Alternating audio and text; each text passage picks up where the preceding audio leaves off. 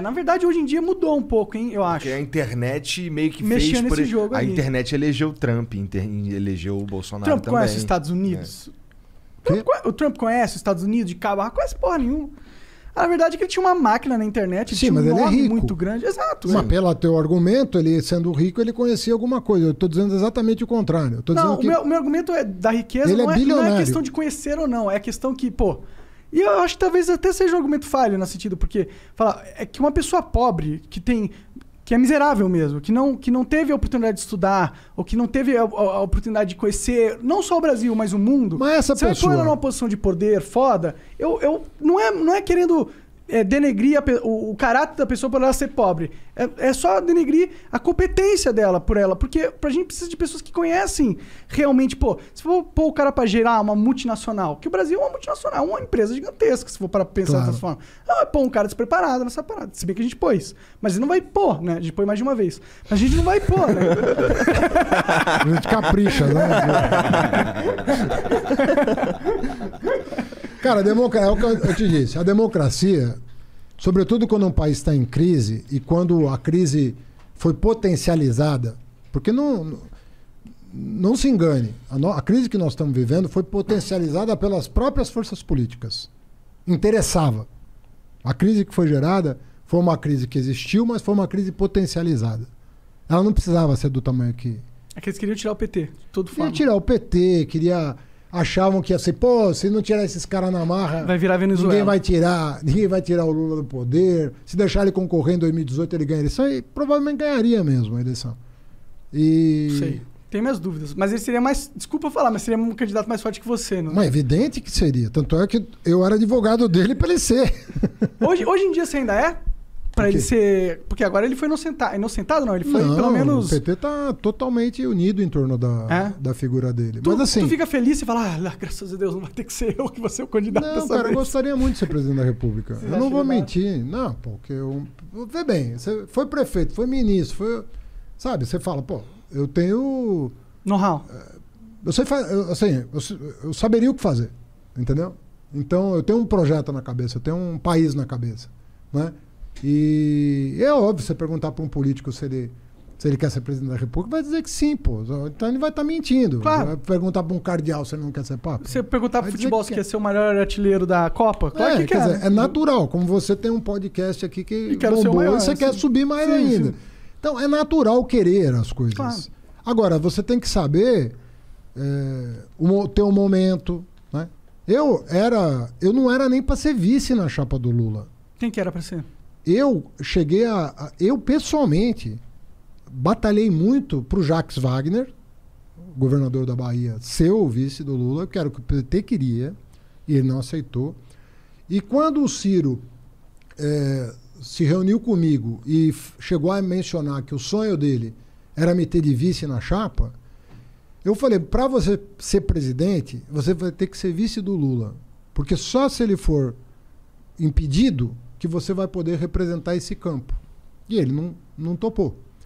Então aquilo foi uma conjuntura muito específica. É obviamente que, como deu certo, num certo sentido, eu não ganhei a eleição, mas eu fui pro segundo turno com 13 candidatos.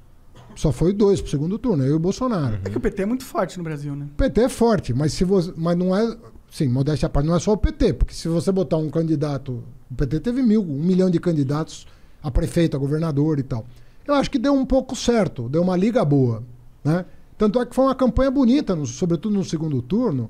Eu me emocionei muitas vezes, pela liga, né, que acabou dando. Então é natural, pô. Se o Lula não pudesse ser, eu falei, não, eu acho que o Lula tem que ser, porque eu conheço os processos que foram anulados, e aquilo é ridículo. Os processos são ridículos? Ridículos. Os de Curitiba, ridículos. Mas e aquela parada de esses processos terem sido anulados em base de provas ilegais?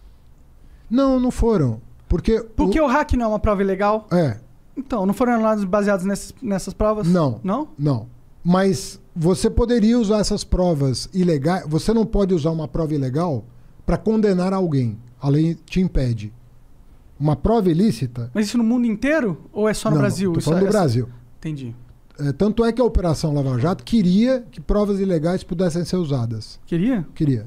não faz sentido pra mim. Eu acho que provas ilegais são provas ilegais. Se você Isso. dá um incentivo pra que provas ilegais possam ser usadas, você incentiva o crime, né? Exatamente. Então, o Dallagnol, por exemplo, que era o chefe da Força Tarefa, chegou a fazer um projeto de lei, aquelas 10 medidas. Uma delas era que provas ilegais pudessem ser usadas para condenar. E isso não passou no Congresso.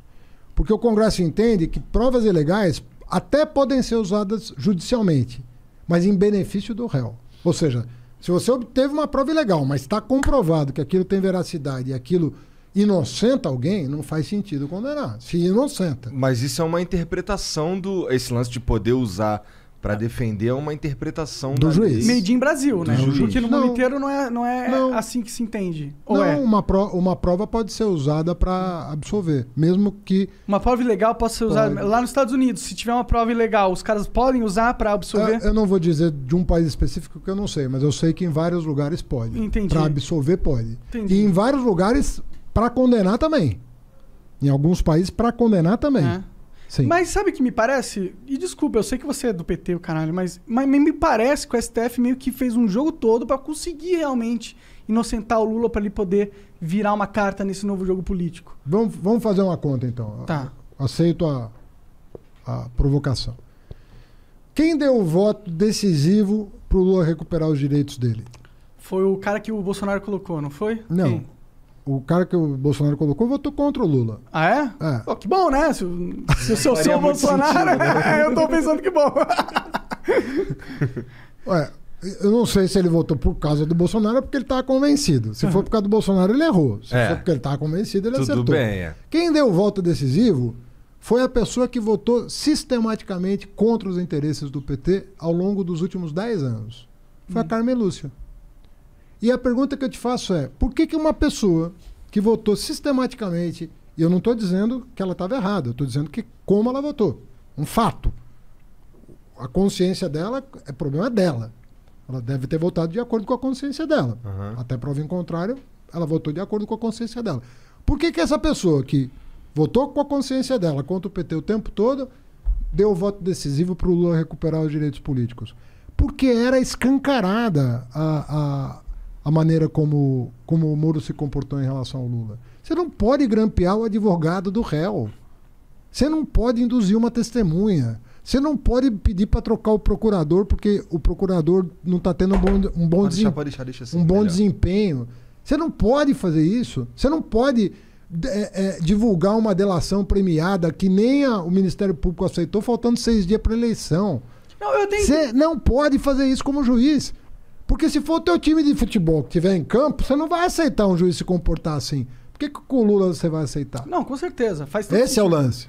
Não, eu até nem disputo essa parada, sabe? Mas é que a gente vive no Brasilzão, né? E o Brasilzão é o país das exceções, A gente tá ligado? eu concordo com você que a gente fica muito inseguro no Brasil, assim. O Afinal Lula de contas, teve- o que está por trás? A gente fica inseguro no Brasil, porque assim, o que a gente queria? A gente quer uma justiça que diga o seguinte: errou, vai pagar. Não errou, vou inocentar. Mas não é o que a gente tem. A gente tem um crime compensa máximo aqui não no é Brasil. o que parece ter. A verdade é que você fica o Brasil de hoje. Eu falo como cidadão aqui, não estou querendo ofender nem juiz, nem ministro, nada disso. Mas o que eu sinto da parte da sociedade, e é um sentimento que eu tenho também, portanto eu comungo desse mesmo sentimento, é o seguinte: a gente não tem a segurança de que os poderes estão cumprindo seus deveres na forma da lei. E isso gera uma instabilidade muito grande e uma insegurança muito grande. Por exemplo, você é de esquerda e quer fazer política. Pô, eu sou um cara de esquerda. Eu não sou político. Eu fui. Por que eu digo que eu não sou político? Eu sou político no sentido tradicional. Assim, eu vivo a política. Eu sou um cidadão. Eu exerço a minha cidadania. Nesse sentido, eu sou um político. Todo cara que exerce a sua cidadania ativamente está fazendo política. Mas eu só fui me candidatar com 49 anos de idade. Eu nunca tinha vivido uma eleição antes dos 49 anos. É interessante mesmo, é bem velho pra começar uma... Normalmente os caras... Não sacaneia, Henrique, porra. Cara, vem aqui na boa. Sabe?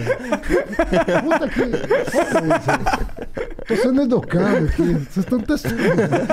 Não, mas é tipo, normalmente os caras aí tá novinho pra fazer carreira. Isso que eu tô falando. O cara vai com 20 anos, é candidato a vereador da cidade dele, com 25 a prefeito, com 35 a governador. Eu fui participar da minha primeira eleição com 49 anos de idade. Então, eu não tinha a cabeça da eleição. Não era o meu barato. O meu barato é o seguinte, eu gosto pra caramba de estudar. É a coisa que mais me dá prazer. Não tem um dia que eu não leia alguma coisa. Não existe isso na minha vida. O que você tá lendo aí de bom? Puta, cara, se eu falar, você vai...